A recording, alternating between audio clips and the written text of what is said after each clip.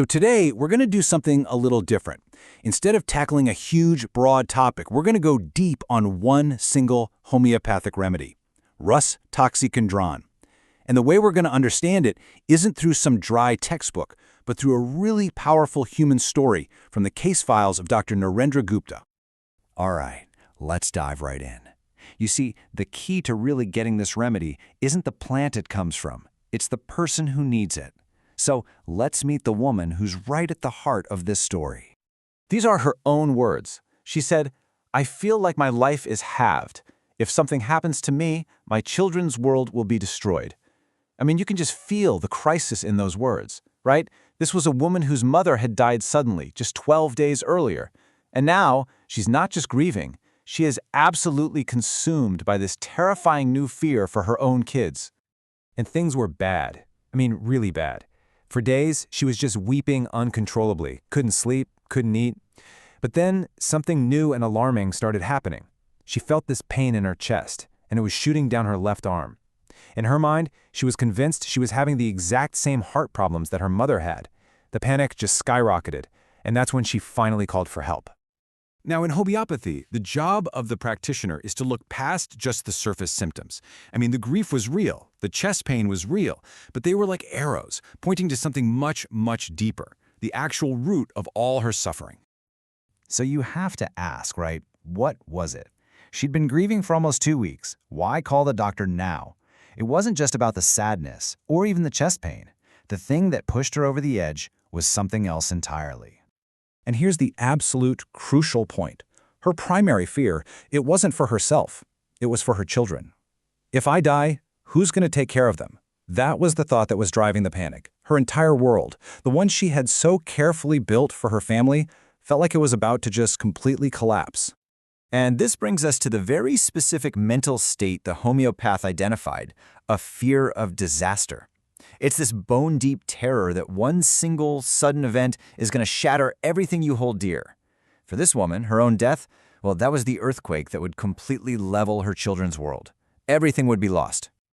So with this incredibly precise understanding of her mental, her emotional, and her physical state, the homeopath was able to pinpoint a specific remedy. And this was the turning point in the whole story. The remedy that perfectly matched this unique picture of grief, chest pain, and that overwhelming fear of disaster for her family was Rhus Toxicodendron, or as it's commonly known, Rhus Tox. And the result? Honestly, it was just astonishing. Look at the difference here. Before the remedy, she was weeping uncontrollably. Her voice was literally trembling with fear.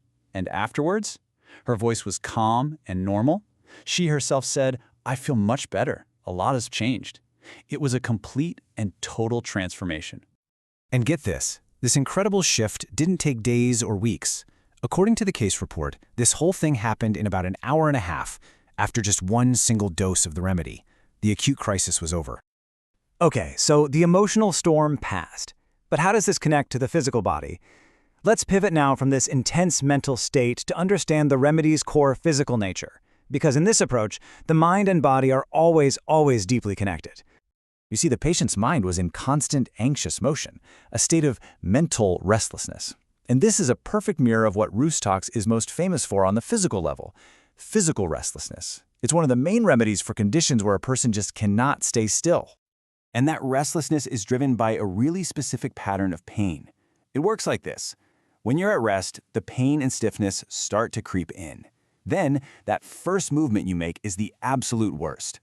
But if you keep moving, the pain and stiffness actually start to ease up.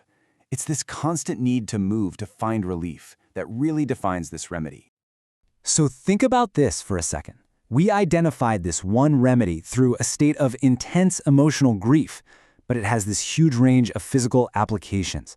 Its sphere of action is just incredibly broad. Well, Rhus Tox is literally made from poison ivy, so it's no surprise it's a top remedy for those itchy, blistering rashes.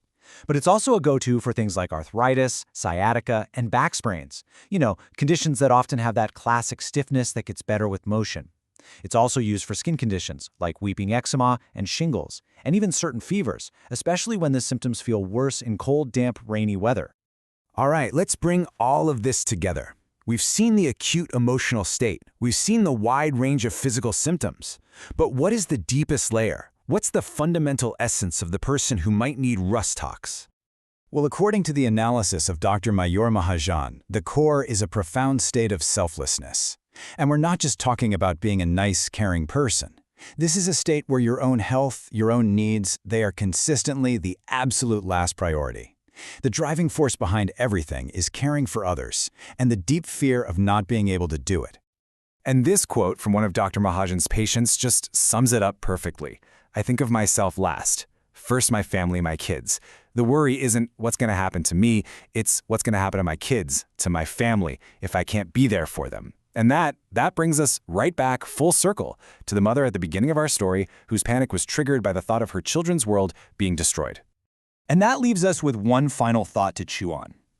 You know, this patient's story started with grief, but it was her body, with those very real chest pains, that sent the final urgent signal for help.